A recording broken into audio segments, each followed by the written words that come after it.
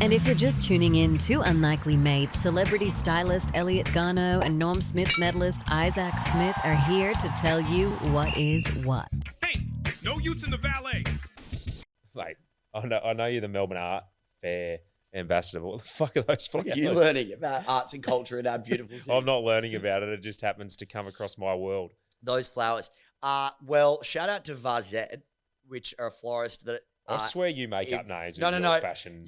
I'm going to give you a dictionary of terminology. Please the don't. Elliot Garno Please world don't. terminology. You're learning a lot. I feel like no. I'm bequeathing you information and you're not returning the favor. Can you put bequeathing in it as well? So, shout out to Vazette, who are on Fitzroy. Although the business has grown exponentially, so congratulations to Vazette. They had a florist on. I do like businesses that grow. That correct, and these guys have done it in spades. Are you calling that a vase? That is a piece of art, actually. Seriously, from my friends Mitch and Andy, that was a gift. When you come back to where I grew up, that ain't no vase. Would you like me to answer your question? Yeah, go on. So, the flowers, I don't know what they are because Vazette, this florist that I work with, who have now actually just opened in that new Mecca store on Burke Street. They've also opened in Chadston. In what? They've got, honestly, why am I doing this podcast? Like, I just feel like it's just falling on deaf ears. Long story short, they come every Tuesday. They do my house. I give them creative control because I think they're fantastic at what they do. And so I walk into the house on Tuesday afternoon to fresh flowers and it's always a surprise. So I think they've done a great job and I think it looks fantastic. So thank you, Vazette, for always taking such good care of me. Isaac, how's your week? Come every Tuesday. Oh my God. Just like you. How's your week been, Izzy? On that note? Not just Tuesday, but anyway. My week's been really good. Had some beautiful weather in Melbourne. Done a bit of gardening. Had a couple of beers. Just a nice cruisy start to the week. We haven't seen each other this week. But No, well, we FaceTimed a couple of times. we FaceTimed a couple of times. Yeah, which was nice. I will say this. You were No. a little bit under the weather when you FaceTimed. Had a mouthful of Maccas. Stole Mitch's chicken burger. I had a mouthful of Maccas. I will say this. You are a very impressive dad. And I'm not taking the piss. Like every time I FaceTime you and you're at home, you're always with your beautiful wife, Candace, and your kids. We get on the phone in the morning. You're with your kids. You're a very hands-on dad. So your kids are very lucky. Yeah, I need a full-time job. Hence this podcast. Yeah. And that's why we're here. This is an 8-day-a-week podcast. Yeah, exactly. 25 hours a day, 8 days a week. Why not? You've only got them young for a certain amount of time and it's pretty special being able to be around because I know there's plenty of mums and dads out there that can't be. Yeah, absolutely. Because they've all got responsibilities in life and I'm lucky. I'm one of the lucky ones that do get to spend a lot of time with mine. Now, whilst you are at home being Father of the Year, the world is going on around you. And I thought today I would like to bring you into my world. This is scary. Significantly because at the moment there's a lot going on in the fashion industry and arguably the biggest fashion story, I'm calling it now in August, the biggest fashion story of the year has probably happened with this campaign with Sydney Sweeney and American Eagle. Yep. So we like Sydney. explain to our beautiful listeners who Sydney Sweeney is Well, in your words. She's a 161 centimetre Oh my God. bombshell. Face card. No, she's not a racehorse, but she is the it and the bit in Hollywood at the moment. And I think why people love her, because she just grew up in a middle-class family, there's nothing about her other than she's doing a really good job in Hollywood. She's on some great shows. She started on Grey's Anatomy. I didn't know that. She's worked her way. Yeah, everyone's impressed here. But she started on Grey's Anatomy and she's just worked her way into Hollywood. And she's the it girl at the moment and had an unbelievable ad campaign with American Eagle. Correct. So to bring you up to speed with this American Eagle campaign, and for those listening who haven't been across it. So essentially this ad campaign went nuclear. Yep. The whole idea was meant to be lighthearted, a pun on great genes and great genes. So Jeans and Genes. Yep. Anyway, it snowballs. Some people argued that it was tone deaf, that using the words genes with a blonde, blue-eyed actress tapped into uncomfortable territory about eugenics and beauty standards. Others thought that it was completely overblown, and at the end of the day, it's just a jeans campaign with a cheeky tagline. Yep. So American Eagle, credit to them, actually stuck to their guns and said, we've always been about the jeans. It's as simple as that. Always been about the jeans. Always been about When I watched the ad, all I noticed was Sydney Sweeney hopping in a Mustang. Well, I mean... I didn't even realise she had jeans on. And, and there it is. There is the point in I'll itself. tell you what, though, the Mustang sounded good. Well, I tell you what, there could be a few Mustangs in the valet. But Sydney herself stayed quiet, which I thought was smart because she essentially let the noise do the work. What made it way bigger was the politics around it and social media, obviously, in this day and age. So Trump was weighing in. He called it the hottest ad out there. JD Vance called the backlash cancel culture gone. But don't you think if you're American Eagle, and we talk about the unintended consequences of a marketing campaign, if you can get the president of the United States to weigh in on in a positive way on your marketing campaign for American Eagle, which is a traditional, I wouldn't say redneck, but is American culture through and through. It's a very, Isn't like, that I an would call it like a unbelievable- shopping mall brand. You know, everybody kind of knows But isn't that an unbelievable win for American Eagle? Well, it's in the stats, essentially. So the stock price went up over 20% And this is after what we Trump's like. post. But at the same time, foot traffic in the stores dipped a bit. So it was kind of that classic split between huge online buzz, not necessarily a flood of people racing to the checkout. But this is what we were saying earlier. So to me, it's a reminder that fashion advertising has always thrived on controversy. Yep. Controversy gets people talking. Conversations generate sales. Yep.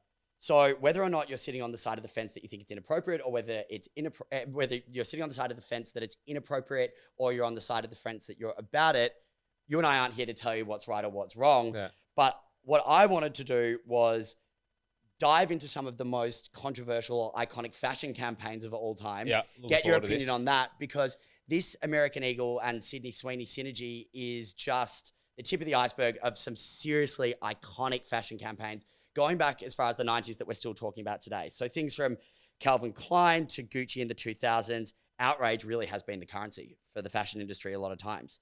So the only difference now is that it's amplified in real time, and, But don't you and we've think got social media. like outrage is a great thing for business in the sense that you're only marketing to your clientele anyway and to the people you want to target. So if you nail that and there's outrage and noise outside of that, does it even matter? Because you've created this firestorm internally with your clientele who are going to, I would say, become more loyal and more protected customers and clients. Well, that's it. Ultimately, marketing is about speaking to your audience. So Yeah. if your audience is engaging with your product, then you've done the right thing. Yeah, so it doesn't really matter for anyone else that's outside of that audience. Well, everyone will Mind you, find- right now, if I'm going to buy a pair of jeans, American Eagle is the first name that pops to my mind randomly because of that ad. I don't go and buy my clothes, you know that. But as in, if someone said, "Oh, what's a jeans brand?" I'd probably say Levi's and American Eagle now, Well, which would have never. It's been in my very, brain. very topical. So Anyway, you mentioned Calvin Klein. I mentioned Calvin Klein. So if Tell we're you what, talking Mark about Wahlberg got me into Calvin Klein undies in the 90s. and me, I maybe for very different reasons. So let's jump into that. So we're talking about controversial denim ads, right? Yeah. We've got Calvin Klein in the early 90s. So it was this Mark Wahlberg and Kate Moss campaign was shot by a very famous fashion photographer called Herb Ritz. Yep. It's black and white. It was raw. It was him and his boxers grabbing her. They were both looking kind of like kids in a bedroom. Yep. Sales-wise, it went insane. Like, she was in her infancy of her modeling career. Mark Wahlberg was Marky Mark at the time, one of the biggest rappers in the world. They went from making $40 million a year to $120 million almost overnight. Crazy. So And essentially, that's where our worlds don't collide. Is Sex. We both like businesses exploding. but like sex sells, right? And essentially, does. this was the birth of what they call, or what we call in the industry, designer underwear. Yep. So like that elastic strap around your waist became immediately identifiable with luxury. Now brands as luxurious as Tom Ford do it to Bonds, you know, and it says something about I don't really. the way you are as a consumer and the undies that you're purchasing. Is that reflective of how you dress, essentially? So it wasn't just about the sales, though. He put Mark Wahlberg on the map as a sex symbol, cemented Kate Moss as the face of this heroin chic era, which was very skinny models in the 90s, which is obviously now changed a lot in our industry. It's much more about inclusivity because we're trying to be more reflective of all consumers. And she was only 17 at the time, so it sparked a bit of outrage. The thing is, we're still talking about it 30 years later. So again, it's proof that controversy equals cultural staying power. Without this, brands like American Eagle wouldn't think of stirring the pot, right? Okay, Jocks as fashion. Yep. Give me your opinion. Do you think that Jocks can be a status symbol in somebody's wardrobe? You spent a lot of time around a lot of men in their undies. Yep. Did you find a variation of people wearing a full broad spectrum of undies? And do you think that that said something about those guys as consumers? Well, it says something about consumers. It just depends what they're going to consume. But no, I had a lot of different guys, so I won't mention names. But There was a few players I played with that had the old school The Y farmer fronts. jocks. Like the Y fronts. Yeah. Like the ones like Yeah. But like then they the get ones like Speedos. then they get really daggy at the back. As in, Like like, hanging Speedos. down. Yeah. And then they can get really holy. There were guys that were Holy, mate, this is You can these run- guys need to update their underwear drawer. You, You can can't be run walking jocks around with holes in it, can't you? holy daggy undies. well, Like you shat creates yourself. ventilation. Oh mate. And then we had guys that would spend $100 on a pair of jocks. Now, what do you, as a stylist, what do you think is like what for our listeners out there? Like, where should you be spending your money? For me, I always go for undies as like comfort factor more than stylish. Yeah. Like at the end of the day, unless you're sleeping around, no one's really seeing your undies, right? Like you're seeing your undies, your partner's seeing your undies, Well, I you've been guess your it partner for a depends long how many. time. Well, Like, you know how Mark Wahlberg got in the Calvin Klein how? shoot because he was always taking his clothes off before Calvin Klein signed him, and he had Calvin Klein undies on. Well, there you go. And then they right? thought he's a perfect ambassador for our brand. So if you're in a sporting environment, you've always got your pants off. Well, exactly. Like you're getting changed all the time. But I will choose undies over comfort of like function over form. I'm Oh, not going for comfort. the most stylish. I I'm had going a for the mate- most comfortable. And Kim Kardashian's brand Skims Yeah. has now become my go-to. I like fell to the marketing of that, exactly like what we're talking about with Calvin Klein and Mark Knock Wahlberg. me over with a feather. You fell to But marketing. no, I'm a marketer's dream. I am a marketer's dream. But they are seriously the most comfy undies I've ever worn. And she backs herself into that, See, and they are I'm just- genuinely so I'm just comfortable. Bonds or Calvin. Bonds is my close second. They're the two. I actually don't find Calvin Klein undies that comfortable. I do. You bought the wrong ones. Which ones do you buy? I don't know. Whatever ones Candace buys me. But like, do you wear the Y front or the No, boy no, leg no ones? Y front. No, Y just fronts. just the tight, short looking ones. Exactly Whatever right. you call them. Yeah, like they're boy leg. Yeah. I think that's what you call it in girls' undies. I had a mate at Hawthorn Briefs. who used to wear the full length briefs. Nah. And he used to try and tell me they were comfy. All right, seriously. Mate, that's leggings. They're horrific. That's leggings. That's thermals. This is Yeah. going skiing. There's a Yeah. very famous ad campaign I want to talk to you about from a fashion house called Yves Saint Laurent. It's actually for a fragrance. From who? Yves Saint Laurent. It's called Oh, Saint Laurent YSL. now. That's YSL. YSL. YSL. Yeah. Correct. So in 1971, Yep. the actual founder himself, Yves Saint Laurent, posed nude for the Pour Homme fragrance campaign. Pardon my French for anyone who's listening who can speak French. It's absolutely horrific. So he shot Aren't you of himself, French descent? mate, 100,000 years ago. Like I cannot claim any French descent apart from the surname. I reckon I'm catfishing. But he was shot fully frontal, like nothing left to the imagination, right? Like Yeah. we're talking hose out for the Yeah. public to see. Department stores in the US refused to carry the posters, right? It's Yeah. like full frontal nudity. Yeah. So what happened? Made YSL the house of like scandal and daring. Pour Homme became the iconic because people whispered about it. It almost was like this cult fragrance. You're like, it's naughty to purchase. Again, creating controversy creates like an enticing element of something that you're not meant to have. So Yeah. you want it even more. Yeah.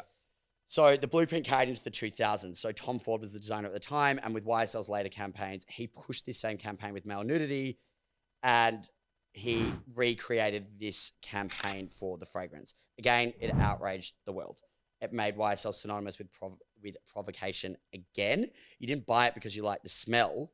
You bought it because you wanted to be part of the scandal. Yep. So let's talk about this. We've gone from undies. Yeah.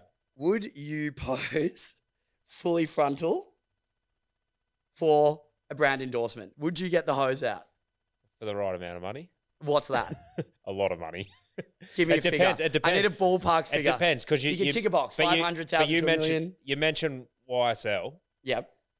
and it's funny. You sent through to me this week that we're going to be talking about ad campaigns, and I did a little bit of research. Yeah. And I've got that perfume in my closet. No way. Do you Yeah, actually? Yeah, actually smells really nice. What, Quite like because it. you bought it because we were doing this? Or you No, bought, because you I already just had it? already had it in my closet. I don't know why. It wasn't because of the ad campaign. But it depends if you got the small 30ml bottle in your pants or if you got the big 100ml bottle. The 100 and then ml. that'll determine the amount of money that you need to get everything Well, off. I think the 30ml versus the 100ml bottle can also be, climate dependent. Yeah. I've got So you the, want to be in I've a got- warm studio for your 100ml bottle. I've got you know the what I mean? 100ml bottle in my closet. Not sure. But you bring out the 30ml Monday to Friday, 9 to 5. Now tell me this. Would you buy a cologne from a bloke because he was stark naked in a photo? Do you reckon that's good selling? To be honest, I am not a marketer's dream. I don't fall for any marketing. I don't Too smart for that. I don't care for it. I would buy it purely because I like the smell of it. Yeah, fair and, enough. And that's it.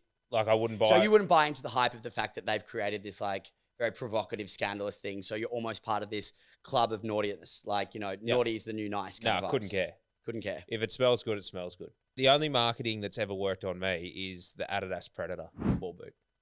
That growing up as a kid, David Beckham was wearing them, Trent Barrett was wearing them, playing for St. George in Australia, New South Wales in the rugby league. And I reckon that's the only marketing thing that's ever stuck fat with me. And that's why I wore Adidas my whole career and signed with them.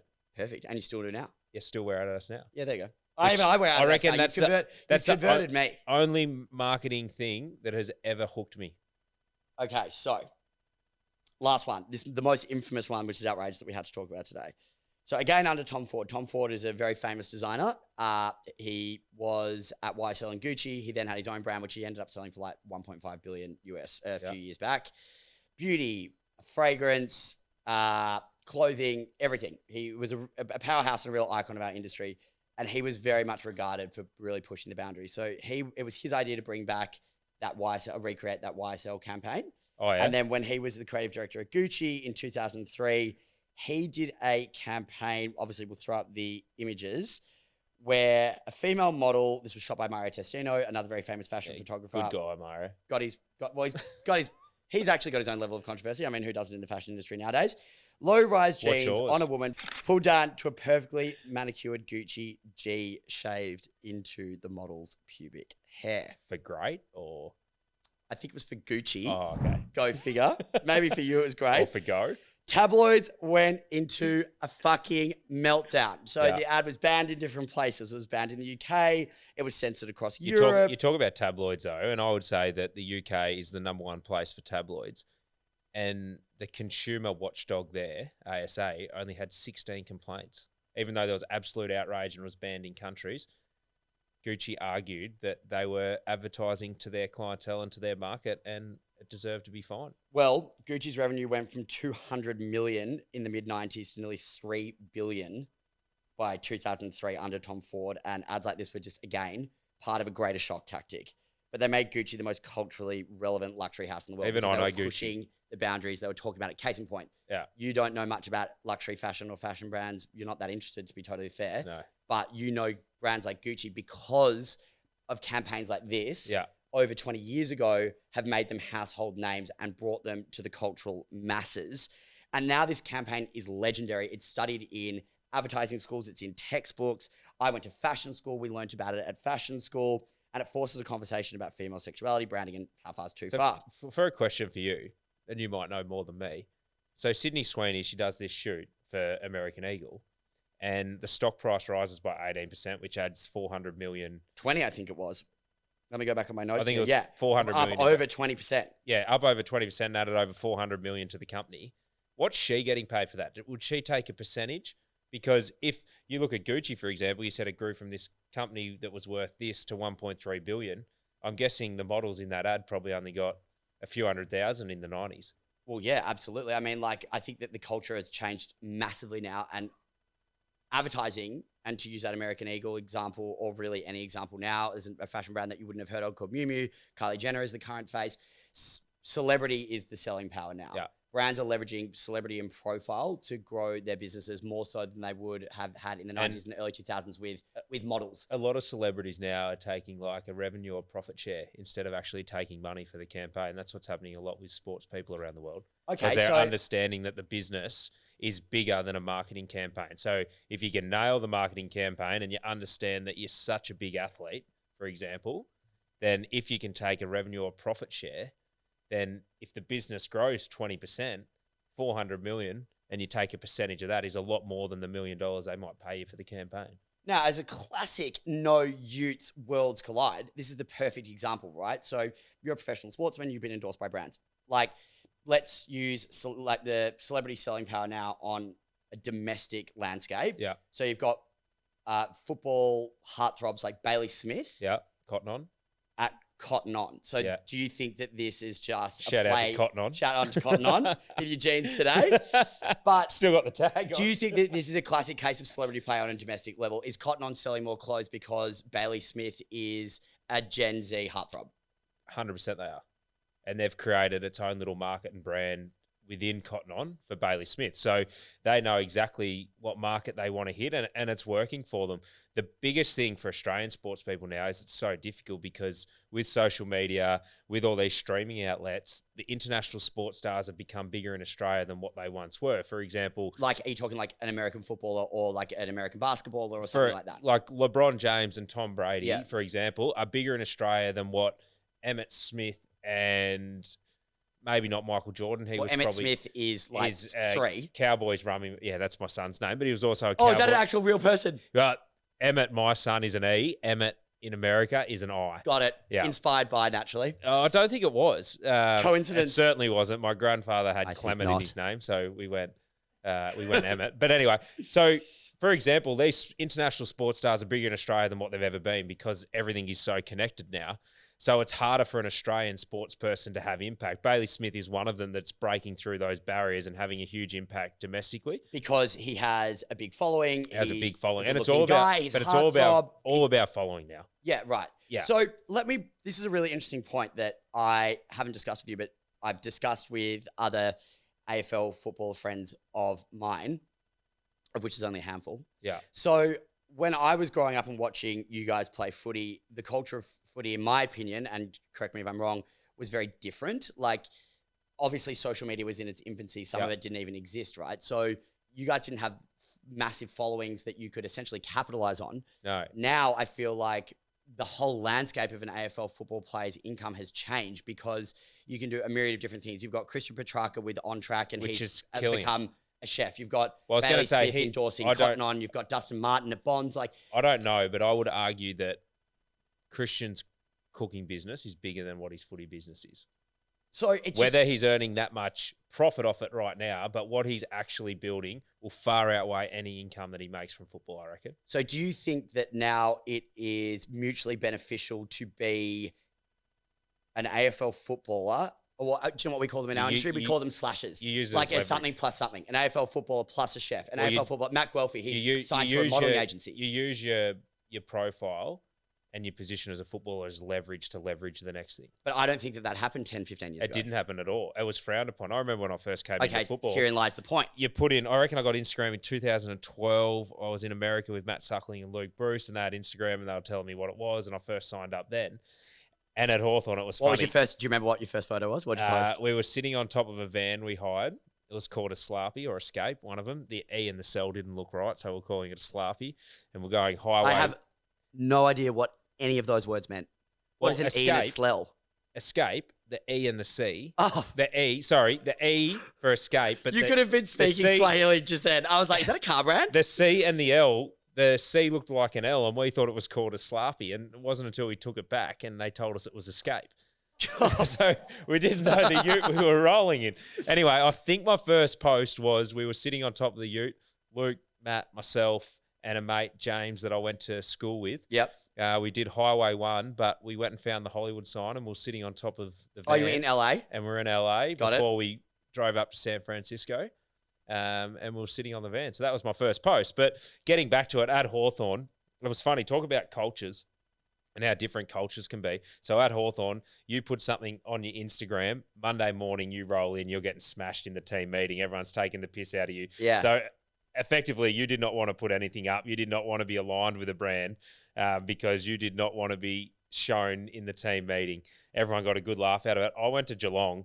They were all just pumping everything and nothing got said. And I reckon blokes like Joel Selwood, Tom Hawkins, Jeremy Cameron, these guys were capitalising massively off their social media. So there's certainly the culture in footy from going from the mid-90s and that real blokey bloke footy has now morphed into something completely different. And all these players now are capitalising on their brand as a footballer, but where can they go to from there? And I think you're starting to see a lot more connections now. And I reckon Isaac Quain are talking about fashion. Yep. He's one that's nailed it in footy. Collingwood footballer, brilliant player. He's so cool. I've actually Yeah.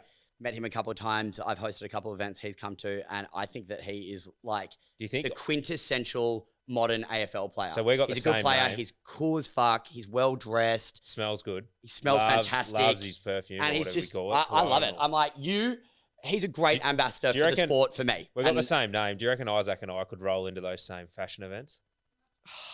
maybe if Isaac Quaynor was willing to take you under his wing for at least 6 to 12 months to train you on the basic. Right, I'm gonna nail I it. don't have the time. I'm going to nail a catwalk. Neither does he, probably. I'm going to nail a catwalk. I'm going to do it. Model Yeah, for we'll do it someone. one day. Catwalk.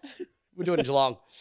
There'll be lines around the corner. But you talk about it, and we talk about it, but you go back to the 90s, and probably my most memorable, and I grew up in country New South Wales, so probably my most memorable marketing campaign with Sportsman was the At Lowe's ads with all the famous rugby league players. So you had Darryl Broman, Steve Blocker-Roach, Fatty Vaughton was in it, Paul Harrigan. You even had the referee, Bill Harrigan, I reckon. But those At Lowe's ads in New South Wales, and I'm guessing Queensland, were iconic. And the connection between a rugby league player being a male footballer, tradie type person, and having Lowe's selling $9.99 and $19.99 shirts, come in and get them. Like it just, and we'll put one of them up with the podcast. For me. But I have no fucking idea who one of those people is. I'm like, what? You'd know Paul Fatty Vaughton. Never, ever heard of that person The redhead in that ran my the footy entire show. life. You'd know Fatty.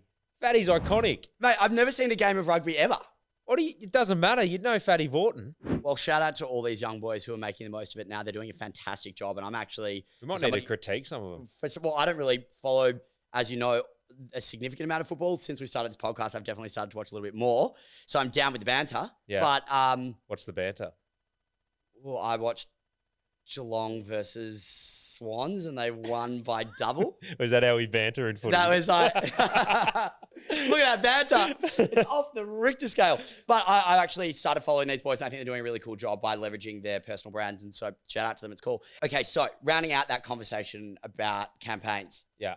What could you see yourself as the face of? Give it to me. The face off. And don't do some bullshit cop-out Bunnings Warehouse like, I want fashion. You want fashion? It has to be fashion. Oh, These are God. fashion campaigns we're talking about. I reckon we want global brand. Like Well, you only know... we want to be global. Yeah, you want to be global. You want your face plastered on every billboard on every main freeway around the world. Well, I reckon we talked about it. Iconic. If you could be in a Calvin Klein undies ad, I reckon that takes you global. Right, so just some feedback there. You might want to do about 5,000 more push-ups. Please, I'm rigging. But if there was one I could be, and we talked about Sydney Sweeney, I reckon, Nelly, my first love was a late 60s Ford Mustang, gone in 60 seconds, Nicolas Cage, Angelina Jolie. We've got Shelby, what they would refer to as the Mustang. If you could be advertising an old school Mustang, that'd be something darn cool. All right, beautiful listeners. We need your feedback. Slide into our DMs. Do you reckon Get in the DMs. Do you reckon Izzy would be better as the new face of Calvin Klein or the new face of Ford Mustang? The other one for our listeners is actually send through what you think I should do. Yeah, absolutely. We could reel them off. Well, I'd be what interested to about see you? what your fandom thinks that you could be the face of. What would you? Oh, do you know what? I want to be the face of something where the perks are just too good to refuse.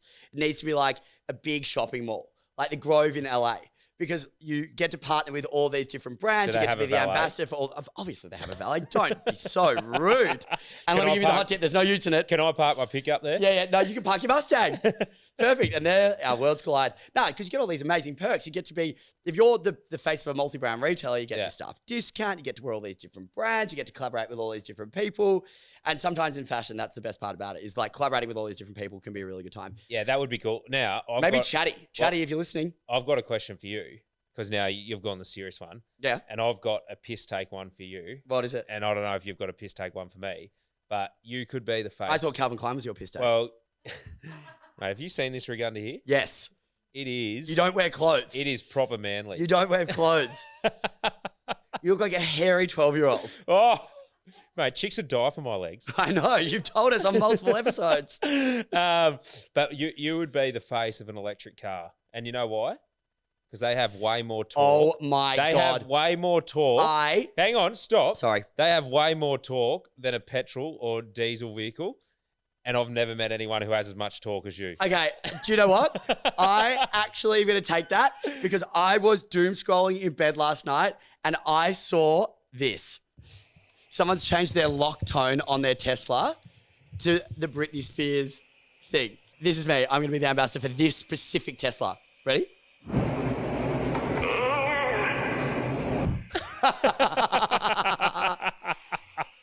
Elon, Brittany, call me. The only thing is it had nothing to do with the lock. It was all about the talk. Oh, exactly. Yep. Today you've got, what are these, like tennis socks? Well, You've been ragging on my socks. Randomly, there's a story behind this. I was in the pro shop at Lost Farm, Barnbougle Golf Club. Okay, so they're golf socks. And Did I say that? No, tennis.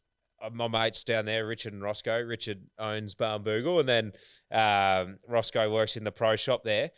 And there was a boys' golf trip, and they came down and they had jackets and hats and everything. They started throwing me all this gear. Like, you want some? I'm like, not really, but anyway. And then they threw me like 10 pairs of socks. Hate's a freebie. And I ended up with, I said to a couple of people there, you keep the jacket and sock, whatever, but I'll take the socks. So I've ended up with 5 pairs of these. What's scally mean? Well, that's the Scallywag Cup. That's what their golf trip is called every year, the Scallywag Cup. Wow, riveting. Okay, so I'll never get that 30 seconds of my life back. Actually, I'll take you down to Barnbougle. Can't hardly wait. They got a good wine cellar. No, I actually can't wait. All right, so I thought we should leave our beautiful listeners with some advice. We've been talking about denim, we've been talking about fashion, we've been talking about campaigns.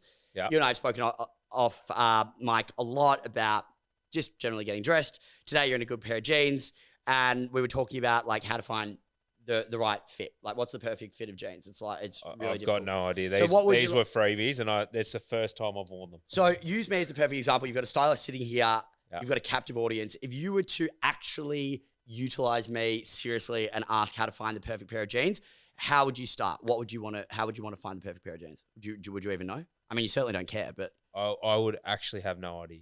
Okay. Like, I would literally have no idea. I would go to jeans. I'd probably go to Levi's. Are Levi's still in Australia? Yeah, of course. Probably go to Levi's and ask them, can you just get me a pair of jeans? Okay. Perfect. That is an absolute blank canvas. I am stumped. No, let me leave our listeners with some simple advice. So at the moment, we're moving away from the skinny leg style. Yeah. You don't necessarily want to be in that really skinny, like close to the skin, like sprayed on denim. They don't want to look like they've come from a spray can. That is over.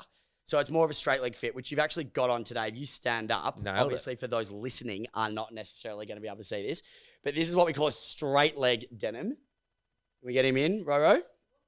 There he is. They're a bit big for him. They're a bit baggy around the arse. There's an arse crack. Oh, there's his Bonds undies. Marky Mark in the house. There he is. But this is a straight leg jeans, so we're more about the straight leg. So we don't want to be doing anything necessarily too tight to the skin. Straight leg means that it's kind of the same consistency from the thigh all the way down to the ankle. These are a really safe bet for the boys. If you want something that is not too far from that skinny leg style that I know a lot of guys have liked, so you still feel within your comfort zone without getting too baggy. Like me today, I'm wearing a super baggy pair of jeans, which these aren't flares. These are actually women's jeans from Nadia Bartel. Shout out Henny, who gifted me these. You know what? Nadia, I'm obsessed with these jeans. I think you they're know called what Valentina. I remember about flares, and the reason I knew that flares were in is because Shane Warne used to bowl in cricket flares. Seriously? His pants were a little bit flared in about, I reckon it was about 2003, maybe. There you go. Flares were in. Tom Ford was at Gucci and Shane Warne was wearing flares. It was a beautiful time to be alive. Talk about sportsmen and marketing. What was he the face off? No, just you put Warne in anything, Darts, and I fucking would have watched. He was the king. It's actually handy. Yeah, there you go. Yeah. You'd be so surprised. Honestly, so many guys hit me up. So many straight guys hit me up just about like their everyday wardrobes, like what to wear. And so, you know, throughout the course of this season of this podcast, we can throw in some styling tidbits about giving some guys some advice, because a lot of guys don't really know where to start. And it really isn't that hard. But I reckon one of the reasons why I actually have no care is because I've never learnt about it. Well, let's dedicate an episode. Okay. I'll take you shopping. Yeah. And we can pull together a nice capsule wardrobe for our male listeners so that they can go out and recreate something similar. And then they have a uniform on how to get dressed and they can never fuck it up. It's super easy. Sweet. I might look forward to that. Maybe. I hate shopping. It's painful existence. Well, I'll put this on the record. I'm going to put you through so much pain. We're going to go to so many different stores. You're going to try on so much different shit. And I'm going to be smiling like the Cheshire Cat from ear to ear as I watch every single tear run down your cheeks. So as always on our episodes, we scan an item of your clothing. I really wanted to do those glasses. I wonder if these would come up, actually. Well, I'm sure they wouldn't, because everything tends to come up. The other thing I wanted to do was the thing on your wrist, but this is actually a new thing on my wrist. Since you've got my Pops shoes on, I thought I'd scan them. Beautiful listeners, for those listening, I'm wearing a classic black loafer, but Isaac seems to think that this is akin to his Pop's wardrobe. Now, this is what it's come up give me a with. scan. By the way, they're the most comfortable shoes in my wardrobe. I've had them since I was 30, so that's 4 years. So we've had a few different loafers pop up. They're so old, I'll be surprised if the brand comes up. I'm guessing Mark and Spencer isn't the one for $109. No. Although I love Marks and Spencer. Yeah. When I'm in the UK, hit them up. Not Pepper Pigs. The other one, Percy Pig. They could be this YSL 1629. Okay, and give me another option because I want you to guess it. Okay. And another option because they're so old that like the GYSL, the brand on the inside is rubbed off. GYSL do a lot of loafers. Well, that could be your North Star. If I'm going to give you any advice, what's a loaf? Maybe follow that one home. My dear friend. It's coming up with Burberry. Okay, so which ones are they? I'm going to say they're the YSL. Ding, ding, ding. He's learning. Are they? Ladies and gentlemen, he is learning. I am a proud teacher and he is a very good student. So he's dropped over $1,000 on those. Yeah, but cost per wear, not fucking with you guys. They'd be 5 cents. I've worn them twice a week almighty. since I was 30. Fashion. That's value for money. And also, just to leave a last little bit money of style doesn't buy advice, style, does it? a black pair of loafers will be a wardrobe essential. You'll never get rid of them. Yeah, you can find us anywhere. Wherever you listen to your podcast, jump on No Utes at the Valet, Izzy16, Elliot Garno on Instagram. We'll be on TikTok. We'll be on YouTube. We'll be in your nightmares. Until next week, we'll chat soon.